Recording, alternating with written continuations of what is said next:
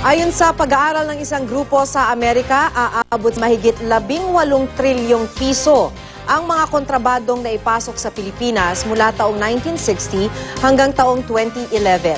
Bukod sa bigas, maraming iba pang produktong naipupuslit sa bansa.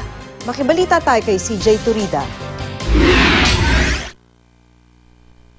Ito ang litrato at pirmang nakalakip sa affidavit na hawak ng Caloocan RTC. Nakapangalan ng mga ito sa isang David Tan, ang itinuturong big-time rice smuggler sa bansa.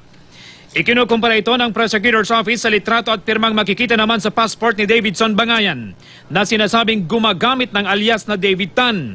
Ayon sa DOJ, posibleng magamit ito bilang ebidensya sa pagsampa ng reklamong rice smuggling kay Bangayan bilang alias David Tan. Pero ayon sa ilang senador, hindi na kailangan pang patunayan na si Bangayan nga si David Tan. Pwede na raw itong sampahan ng kaso dahil inamin ni Bangayan na may negosyo siya sa pag-aangkat ng bigas kahit hindi pa siya rehistradong rice importer base sa record ng Department of Agriculture.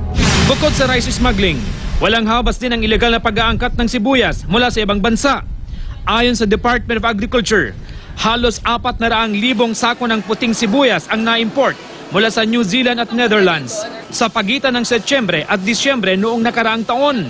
Sobra-sobra yan sa pinayagang bilang ng DA sa mga na-issue nilang import permits.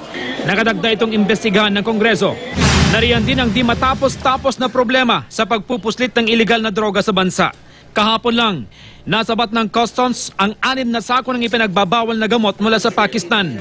Patuloy rin ang pag-aangkat ng mga segunda-manong sasakyan sa Santa Ana, Cagayan mula sa South Korea at Japan. Ayon sa Bureau of Customs, labag ito sa Executive Order 156. Git naman ng Cagayan Economic Zone Authority, legal ang kanilang importasyon. Base sa pag-aaral ng grupong Global Financial Integrity, umabot sa $410 billion ang halaga ng mga kontrabandong ipinasok sa Pilipinas mula 1960 hanggang 2011. Katumbas ito ng mahigit 18 trilyong piso.